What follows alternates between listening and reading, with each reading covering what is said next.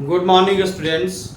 Today I am going to discuss about the most important questions for term 1 examination. Term 1 में जो objective questions आएंगे उसके लिए most important questions है ना। और केस स्टडी के लिए भी ये सुटेबल क्वेश्चन है, ठीक है ना। तो केस स्टडी में भी जो क्वेश्चंस आएंगे वो भी ऑब्जेक्टिव ही आते हैं, और ऐसे तो ऑब्जेक्टिव क्वेश्चन आएंगे ही। तो ये रियल नंबर पर बेस्ड है। आइए इसको हम लोग देखते हैं। तो इसके स्टार्ट होने से पहले मैं ये बता दूं कि जो ये चैनल है एडुएल EDUELC, इसको आप सब्सक्राइब करें। अगर सब्सक्राइब नहीं किए हुए हो तो मैं जल्दी से यहाँ पे लिख देता हूँ EDUELC, इसको सब्सक्राइब करें और शेयर करें। उसके बेल आइकन को भी पुश करें ताकि जो भी ऑब्जेक्टिव टाइप के क्वेश्चंस मैं अपलोड करूं इसका इंफॉर्मेशन सीधे आपके पास पहुंचे, तो आपको इसका फायदा होगा। अब इसको हटाइए और हम लोग इसको स्टार्ट करें कि क्वेश्चन क्या है।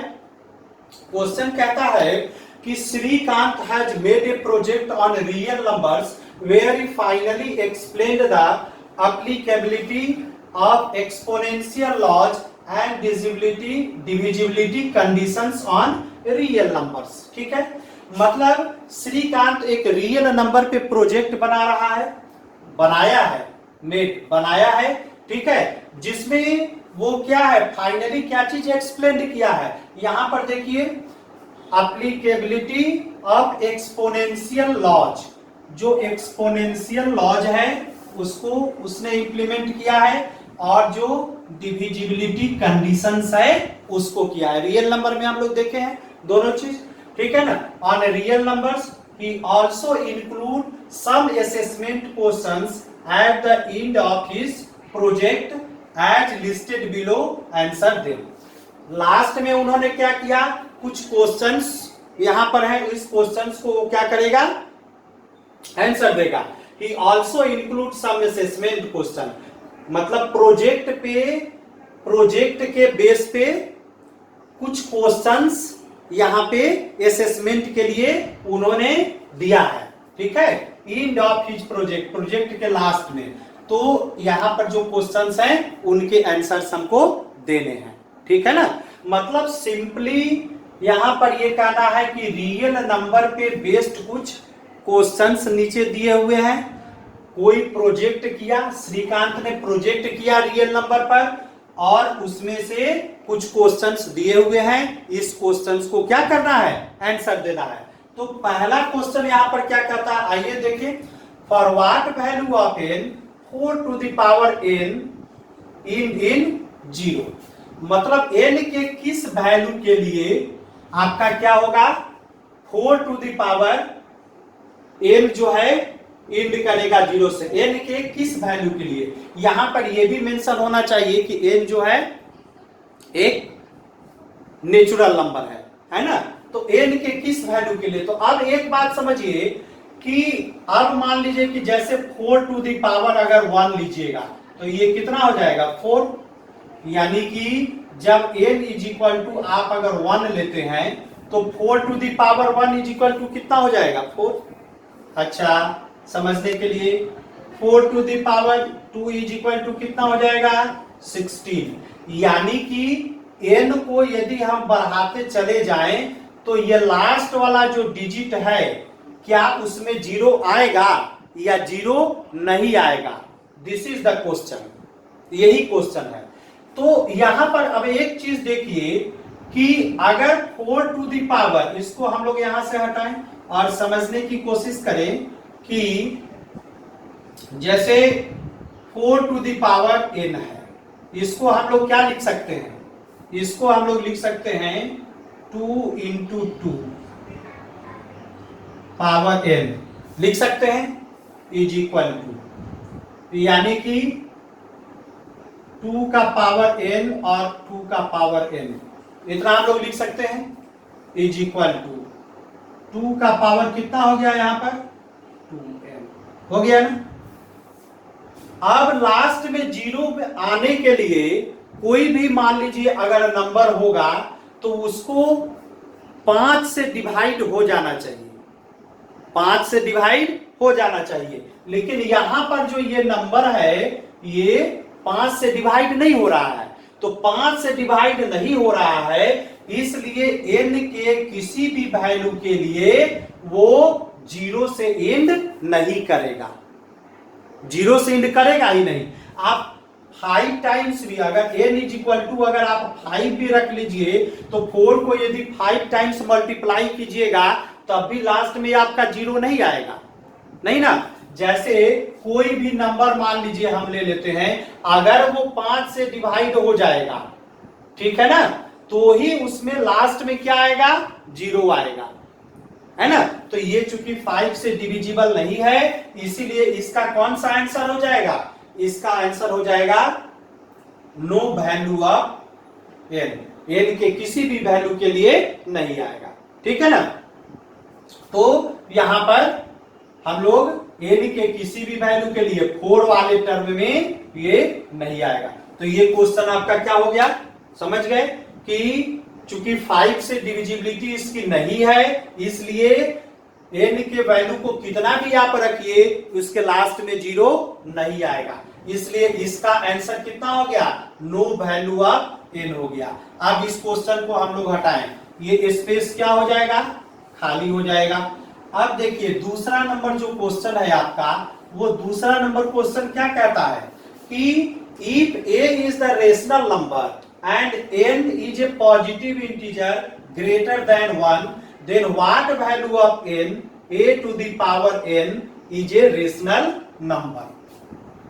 अब यहां पर देखो कि कहता है कि if a is a positive rational number, तो इसके सॉल्यूशन के लिए मान लो कि a is a positive rational number, तो a क्या हो गया, मान लो कि पॉजिटिव रेशनल नंबर हो गया, पॉजिटिव रेशनल नंबर, ठीक है।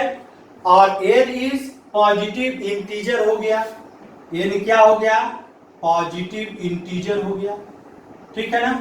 अब कहता है कि a to the power n, अब a to the power n आपको लेना है, तो आप एक चीज यहां पे ध्यान दीजिए कि a to the power n is a rational number, कहता है कि ग्रेटर देन 1, है ना, n का वैल्यू आपको क्या लेना है, n इज पॉजिटिव इंटीजर और ग्रेटर देन 1, 1 से बड़ा होना चाहिए। तो what value of n, n के किस वैल्यू के लिए, तो when n is even integer, n even क्या, n केवल इवन इंटीजर अगर हो जाएगा तब ये इरेशनल नंबर होगा, ऐसा तो कुछ नहीं है।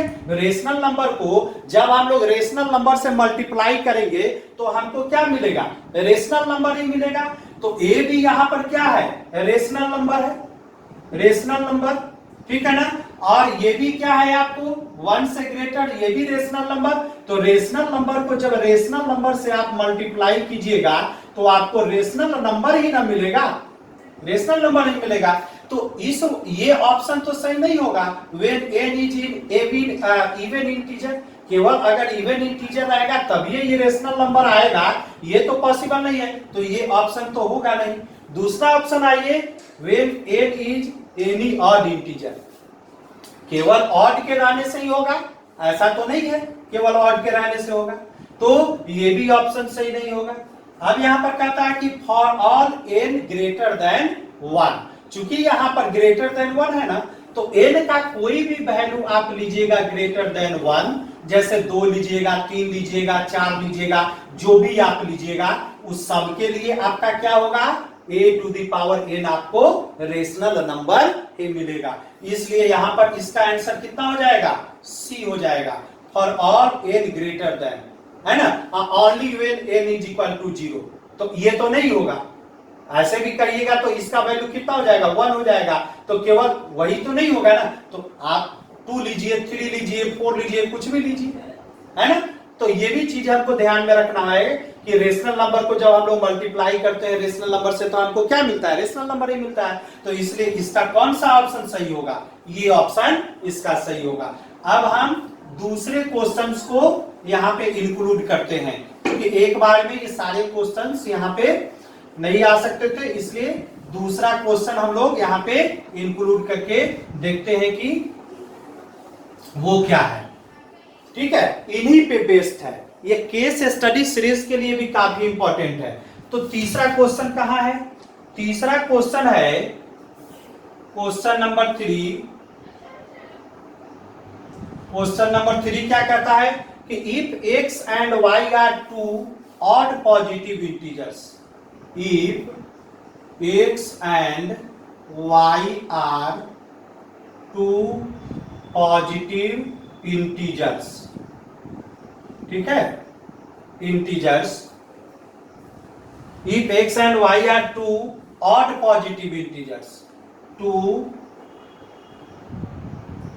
odd पॉजिटिव इंटीजर्स, ठीक है, two odd positive integers, then which of the following is true, then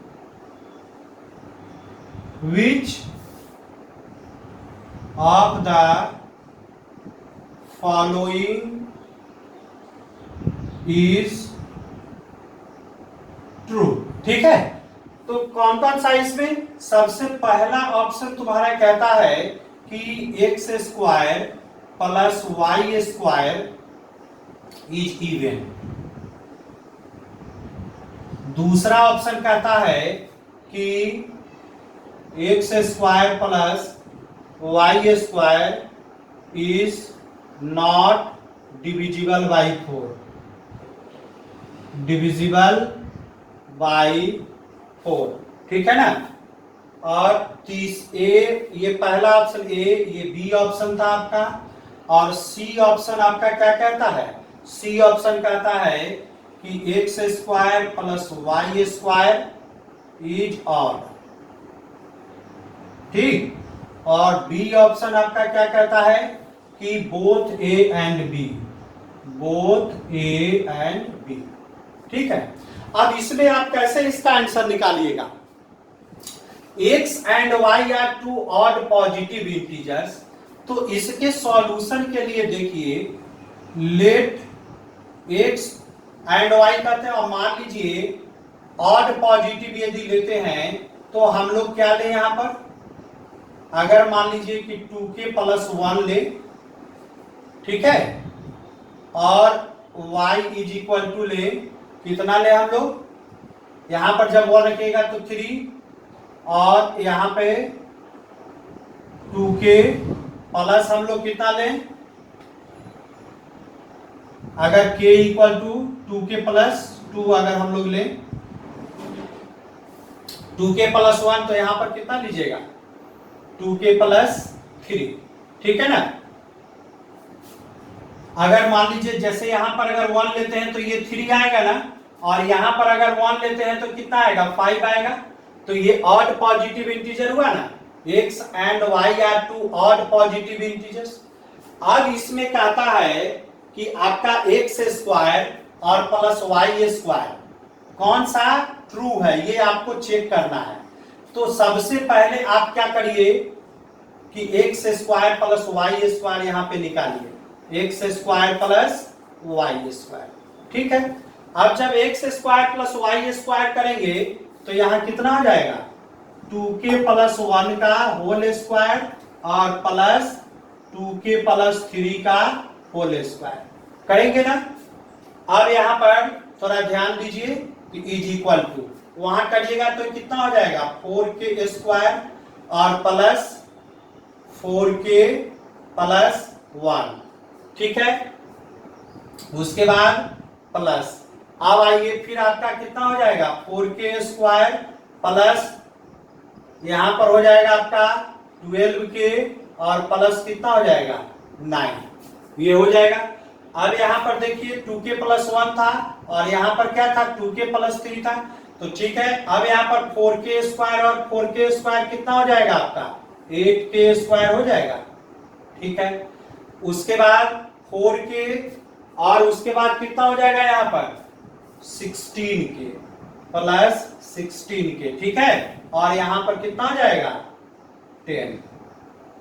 10 हो जाएगा ना। अब इसमें से आपका इज इक्वल टू कितना निकल जाएगा? कॉमन 2, और ये कितना हो जाएगा? 4k स्क्वायर प्लस 8k और प्लस 5, यानी कि कहने का क्या मतलब हुआ यहां पर कि ये एक इवन नंबर है। क्यों इवन नंबर है? क्योंकि इसमें 2 से भाग लग जा रहा है, कॉमन निकला ना 2, तो ये 2 से क्या है, ये नंबर डिविजिबल है। इसका मतलब कि यहां पर जो हम लोग ऑड लिए हैं, x and y are 2 odd positive integer जो हम लोग लिए हैं, ठीक है, उसके लिए ये सही है, तो ये तो सही हो गया। अब उसके बाद दूसरा चेक, क्योंकि x square plus Y square even हो गया ना, क्योंकि 2 से डिविजिबल है, 2 कॉमन निकल गया, तो इसलिए ये वाला सही है। दूसरा देखिए, x square plus Y square is not divisible by 4, तो नॉट, बिल्कुल ये 2 से डिविजिबल है ना, 4 से तो डिविजिबल नहीं है, नहीं ना डिविजिबल। अगर 4 कॉमन निकल जाता तब ना आप कहते कि ये 4 से डिविजिबल है ना, 4 से डिविजिबल है, क्योंकि ये 4 से डिविजिबल नहीं है, तो ये भी आपका ऑप्शन क्या हो गया, सही हो गया। अब x square plus Y square is odd, ये ऑड तो है नहीं, तो ये तो आपका क्या हो गया, ये आपका गलत हो गया, ठीक है। तो एक्चुअल में ऑप्शन कौन होगा, बोथ ए एंड बी, यानी ये वाला ऑप्शन होगा। ये चूंकि दोनों सही था, ठीक है ना, तो इसको यहां से हम हटा दिए, तो इसका सही आंसर क्या हो गया, बी हो गया, बोथ ए एंड बी। अब आप अच्छी तरह से समझ गए होंगे, ठीक है ना, क्यों हुआ सो। तो ये इस तरह के क्वेश्चन, एक और क्वेश्चन है, उस क्वेश्चन को हम लोग ले यहां पर, और इस तरह से यदि आप प्रैक्टिस करेंगे तो ये ऑब्जेक्टिव क्वेश्चन आपके सब के सब सही होंगे, ठीक है। तो ये रियल नंबर बेस्ड और केस स्टडी का भी एक इंपॉर्टेंट क्वेश्चन है, और केस स्टडी में भी आपका ऑब्जेक्टिव क्वेश्चन ही रहता है, ठीक है। अब लास्ट वाला क्वेश्चन क्या कहता है, क्वेश्चन 4 कहता है कि द स्टेटमेंट, क्या है भाई ये statement, the statement one of even 3 consecutive positive integers, one of every है, every 3 consecutive 3 consecutive positive integers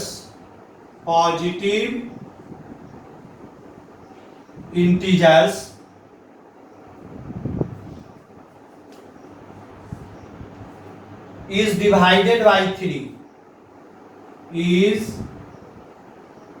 divided by 3 is, पहला ऑप्शन क्या है, ऑलवेज ट्रू, ऑलवेज ट्रू, ठीक है, पहला ऑप्शन है। दूसरा ऑप्शन क्या है, दूसरा ऑप्शन है आपका ऑलवेज फॉल्स, ऑलवेज फॉल्स, ठीक है। और तीसरा ऑप्शन क्या है आपका, समटाइम्स ट्रू, समटाइम्स ट्रू,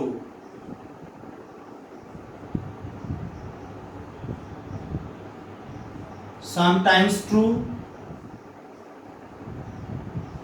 ठीक है। और जो चौथा ऑप्शन है आपका सी के बाद जो डी ऑप्शन है, यहां पे लिख देते हैं, डी ऑप्शन है none of this, none of. तो अब देखिए क्वेश्चन क्या कहता है कि the statement one of every 3 consecutive positive integers, तो कंजिक्यूटिव पॉजिटिव इंटीजर्स जब लीजिएगा तो n प्लस 1 और n प्लस 2, यही ना लीजिएगा कंजिक्यूटिव पॉजिटिव इंटीजर्स इवन। तो अब ये जब लीजिएगा तो डिवाइडेड बाय 3, तो ये 3 से मान लीजिए कि 1 2 और यहाँ पे 3, 1 अगर लेते हैं आप वैल्यू, तो ये कितना आपको दे देगा, 1 दे देगा, ये 2 देगा, ये 3, तो एक ना एक नंबर तो 3 से डिवाइड होगा ही हमेशा, आप कोई भी ले लीजिएगा, नहीं n इक्वल टू आप ले लेते हैं तो ये डिवाइड, यानी कि इस वाले में आपका रिमाइंडर क्या हो रहा है 0, इस वाले में रिमाइंडर क्या हो रहा है 1, इस वाले में क्या हो रहा है 2। तो कोई भी आप जब लेंगे तो उसमें एक नंबर ऐसा आएगा जो आपका 3 से डिविजिबल होगा, इसलिए इसका आंसर क्या हो जाएगा ट्रू हो जाएगा। और इसमें ठीक है, तो उस हिसाब से यहां पर ये आंसर हो गया। तो आपको पता चला always 1 of every 3 consecutive integer divided by 3। मान लीजिए कि n इज इक्वल टू 1 लिए आप, तो 1 हो गया, ये 2 हो गया, ये 3, तो इसमें से एक नंबर कोई भी कंसेक्यूटिव आप अगर लेते हैं, कोई भी मान लीजिए कि आप लिए आप n प्लस 10, n प्लस 11 और n प्लस आप कितना लिए, n प्लस आप ले लिए 12, लगातार होगा ना। अगर n आप रखेंगे तो ये कितना हो जाएगा 11, ये कितना हो जाएगा 12, ये कितना हो जाएगा 13। तो कोई एक नंबर है ना जो आपका हो जा रहा है 3 से, यानी रिमाइंडर उसमें 0 आ जा रहा है। तो इसलिए इसका आंसर कितना होगा, इसका आंसर होगा 1, ऑलवेज ट्रू। तो इस तरह के क्वेश्चंस आएंगे, और भी क्वेश्चंस इस तरह के मैं अपलोड करूंगा पर डे। तो आप जो भी सब्सक्राइब नहीं किए हुए हो सब्सक्राइब करिए और इसको शेयर भी करिए, ठीक है। चलिए, थैंक यू।